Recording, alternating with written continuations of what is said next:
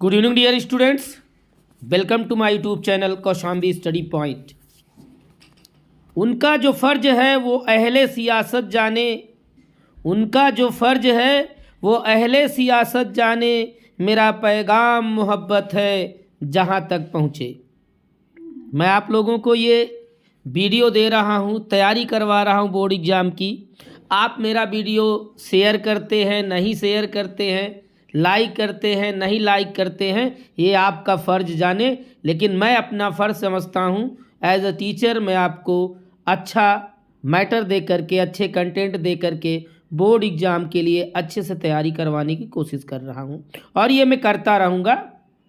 Either you support me or not, मुझे support करें ना करें, लेकिन मैं करता रहूँगा और अच्छे कंटेंट देता रहूँ। जो सीरीज़ में दे रहा हूँ ये 2020 का ऑल सेट है सिंटैक्स का, जिसे बोलते हैं correct any two of the following. ये आपका लिखा हुआ है correct any two of the following sentences.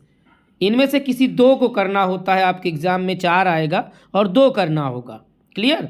और ये इम्पॉर्टेंट है। और एक चीज़ और बता दूं, इन्हीं चीज़ों के लिए आप लोग सीरीज़ के पीछे भागेंगे और मैं गारंटी लेता हूं कम से कम 20 क्वेश्चन में 4 से 5 क्वेश्चन गलत सॉल्व किए हैं सीरीज़ वाले। मेरे सामने भी सीरीज़ देखी है, मैंने पढ़ी है, मैंने देखा, समझा, इसलिए मैं आपको इसको सही सही देने की कोशिश कर रहा हूँ।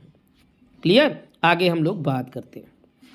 फर्स्ट क्वेश्चन अगर देखा जाए तो दिया है cattles are grazing in the field. Cattle, swine, sheep, ये ऐसी नाउन हैं जिनका प्रयोग सिंगुलर और प्लूरल में सेम रहता है। इनके नंबर डिपेंड करता है इनके साथ आने वाली वर्ब को। सिंटैक्स अगर आप लोग नहीं पढ़ें अच्छे से या आप लोगों को अच्छे से मैटर नहीं मिला तो प्लीज़ मेरे चैनल पर जाइए, सिंटैक्स के पूरे वीडियो और बढ़िया से मैंने एक एक टॉपिक रूल लिखाए हुए हैं, समझाया है, एक एक एग्जाम्पल दिया है। एक बार देख लीजिए, फिर उसके बाद फैसला करिए कि कितने अच्छे कंटेंट में दे रहा हूँ या नहीं दे रहा हूँ। ठीक है? तो यहाँ कैटल्स, स्वाइन और सीप और भी अन्य नाउन हैं जिनका प्रयोग सिंगुलर और प्लूरल में समान रहता है, इसलिए इनके साथ कभी एस का प्रयोग इनका प्लूरल बनाने के लिए इनके साथ एस का प्रयोग नहीं करना चाहिए, सिर्फ वर्ब प्लूरल होनी चाहिए। जैसे ये सेंटेंस है, यहाँ कैटल्स नहीं होना चाहिए। क्या होना चाहिए? कैटल्स नहीं होना चाहिए, यहाँ होना चाहिए केवल cattle. Cattle are grazing in the field, अब सेंटेंस सही हो जाएगा। यस हटा देंगे। मैं फिर से बता दे रहा हूँ, सीप्स नहीं लिखा जाता, सीप ही सिंगुलर होता है, सीप ही प्लूरल होता है। स्वाइन्स नहीं लिखा जाता, स्वाइन ही प्लूरल होता है, स्वाइन ही सिंगुलर होता है। कैटल्स नहीं लिखा जाता, कैटल ही सिंगुलर होता है और कैटल ही प्लूरल होता है। क्लियर? ये हुआ आपका first sentence. Second, either of the roads lead to station. अब आपको बता दूं, अगर आइदर का प्रयोग हो गया हो और उसके बाद भले नाउन प्लूरल में आई हो, आइदर के बाद भले नाउन प्लूरल में आई हो, इसके साथ हमेशा सिंगुलर वर्ब का प्रयोग किया जाएगा। और अगर सिंगुलर वर्ब की बात करें, ये प्रेजेंट इंडेफिनिट का टेंस है, तो यहाँ लीड्स होना चाहिए। क्या होना चाहिए? लीड्स होना चाहिए। ये लीड का आप लोग लीड्स कर दीजिए, आपका सेंटेंस सही हो जाएगा। क्लियर? तो यहाँ क्या हो जाएगा? लीड्स हो जाएगा। क्लियर? इस लीड के स्थान पर। नेक्स्ट क्वेश्चन देखते हैं, शरद इज इन्फीरियर देन राहुल। ये तो सबसे सरल क्वेश्चन है। इन्फीरियर, सुपीरियर, इंटीरियर, इनके साथ हमेशा प्रीपोजिशन टू का प्रयोग किया जाता है, देन का प्रयोग नहीं किया जाता। भले ही ये कंपैरेटिव डिग्री के प्रतीत होते हैं, लेकिन इनके साथ हमेशा टू का प्रयोग किया जाता है, देन का नहीं। तो देन हटा करके टू लगा दीजिए, आपका सेंटेंस सही हो जाएगा। नेक्स्ट बात करते हैं, I have received your letter yesterday. अब यहाँ पर सेंटेंस में देखें, यस्टरडे लगा हुआ है और यस्टरडे यह बता रहा है कि भैया मैं पास्ट टेंस का हूँ, और जब मैं पास्ट टेंस का हूँ तो मुझे प्रेजेंट में क्यों लिख रहे हैं? तो अगर आप इसको लिख दें I received your letter yesterday तो भी सही है, यहाँ हैव की ज़रूरत नहीं है। I received your letter yesterday. Clear? अब हम लोग बात करते हैं नेक्स्ट बी नंबर का, जो अगला है बी नंबर का पहला क्वेश्चन। बी नंबर का पहला क्वेश्चन कह रहा है the wounded were taken to the hospital. Wounded आपको बता दूं, उंडेड मीन्स होता है घायल, और घायल आप लोग पास्ट पार्टिसिपल पढ़े होंगे। वर्ब की थर्ड फॉर्म का प्रयोग जब एडजेक्टिव के रूप में होता है तो उसे पास्ट पार्टिसिपल कहते हैं। यहाँ वुंडेड मीन्स घायल है, घायल लोग नहीं है, इसलिए यहाँ पर वाज का प्रयोग होगा, वर का प्रयोग नहीं होगा। तो क्या हो जाएगा, यहाँ पर वाज हो जाएगा, वर्ब के स्थान पर वाज कर दीजिए, आपका सेंटेंस अपने आप सही हो जाएगा। अपने आप नहीं होगा, जब आप चेंज करेंगे तब होगा। नेक्स्ट क्वेश्चन देखते हैं। नोबडी लाइक्स, नेक्स्ट क्वेश्चन कह रहा है nobody likes such men who are dishonest. मैं आपको बता दूं, सच के बाद हमेशा कंजंक्शन के रूप में एज का प्रयोग किया जाता है। और आपको बता दूं सीरीज में इसका सॉल्व गलत दिया है, हु दिया हुआ है, जो कि गलत है, 100% गलत है। अगर विश्वास नहीं है तो आप जा कर के रूल्स देख लीजिए। सच के बाद हमेशा एज का प्रयोग किया जाता है, कंजंक्शन वाले चैप्टर में ये आपको मिल जाएगा। क्लियर? चाहे आप किसी बुक में देखना चाहे देख ले, चाहे मेरे चैनल पर जो सिंटैक्स के वीडियो पड़े हैं जिसमें कंजंक्शन मैंने पढ़ाया है उसमें जाकर देखेंगे तो सही हो जाएगा। क्लियर? आपको मिल जाएगा। तो सच के बाद हमेशा एज का प्रयोग होता है, न व्हिच का प्रयोग होता है, न दैट का प्रयोग होता है। क्लियर? न हु का। नेक्स्ट क्वेश्चन देखते हैं। नेक्स्ट क्वेश्चन है आपका whom do you wish to speak. तो यहाँ whom नहीं होगा, यहाँ who होगा। क्या हो जाएगा? who do you wish to speak. Clear? Next number है 4, he entered into the room. याद रखिए और हमेशा अपने माइंड में रख लीजिए, इंटर्ड एक ऐसी वर्ब है जिसके बाद किसी भी प्रीपोजिशन का प्रयोग नहीं होता है। तो यहाँ पर इनटू का प्रयोग नहीं होगा, अपने आप सेंटेंस सही होगा। इनटू हटा दीजिए, सेंटेंस सही। क्लियर? ये आप बढ़िया से देख सकते हैं।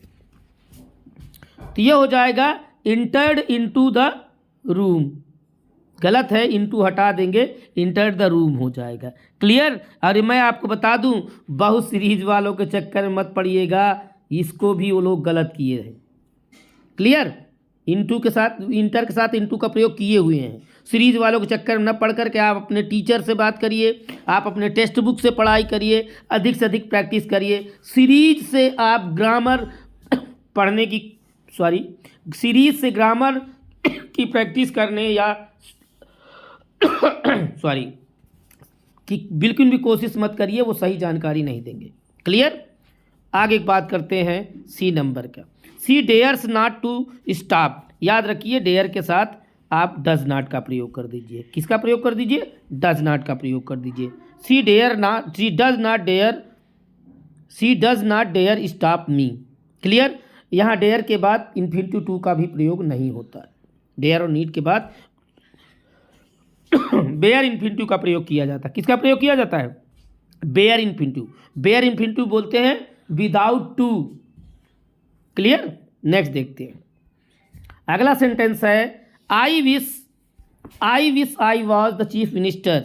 आई wish I was the chief minister. याद रखिए, ये आई जब भी आई विश आए, ठीक है, कंडीशन शो करे, शर्त शो करे या अवास्तविक कल्पना शो करे, तो वहाँ पर सिंगुलर सब्जेक्ट हो चाहे प्लूरल सब्जेक्ट हो, सिंगुलर हो या प्लूरल हो, सबके साथ प्लूरल वर्ब का प्रयोग किया जाएगा। क्लियर? तो यहाँ क्या हो जाएगा आपका? I wish I were. क्या हो जाएगा? I wish I were the chief minister of Uttar Pradesh. Clear? ये सेंटेंस भी गलत है सीरीज में। नेक्स्ट देखते हैं अगला, a number of sums has been solve. तो यहाँ बता दूँ, यहाँ नंबर्स होगा और यहाँ सम्स से एस हटा देंगे। ठीक है? A number of sums have been हो जाएगा और हैज़ के स्थान पर क्या हो जाएगा? हैव हो जाएगा।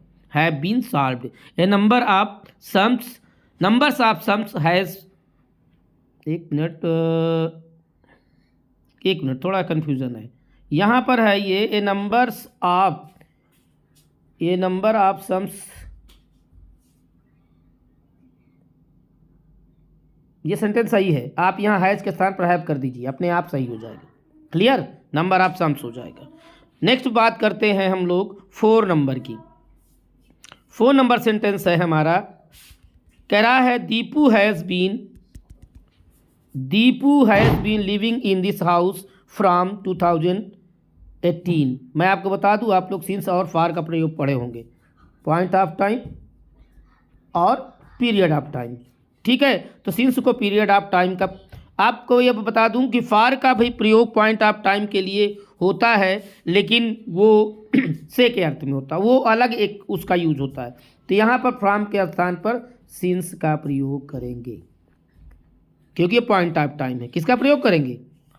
सिंस का प्रयोग करेंगे। नेक्स्ट क्वेश्चन देखते हैं।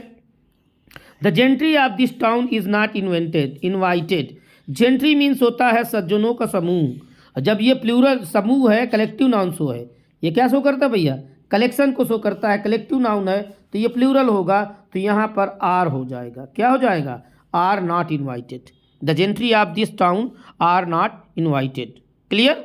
अगला नंबर बात करते हैं। Mohan says that he is superior. यहाँ सीधा सुपीरियर के बाद टू लग जाएगा, सेंटेंस सही हो जाएगा। He is superior to me हो जाएगा। 4 नंबर है नाइदर ऑफ दो children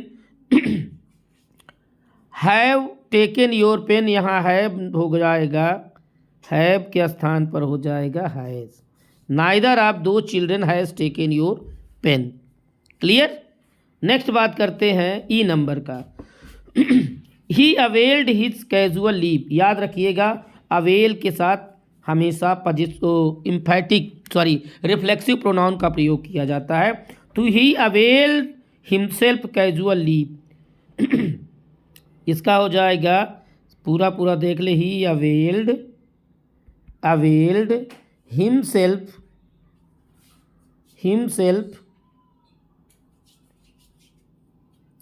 of his casual leave, ये हो जाएगा। He availed himself of his casual leave हो जाएगा। क्लियर? नेक्स्ट बात करते हैं।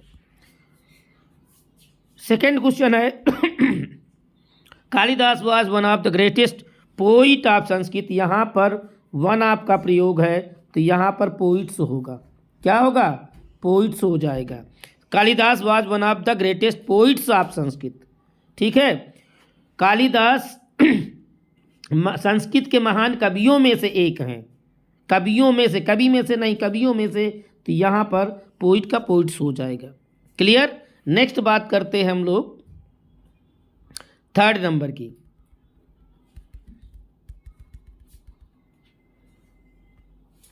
ही रिजेंबल्स टू हर ब्रदर।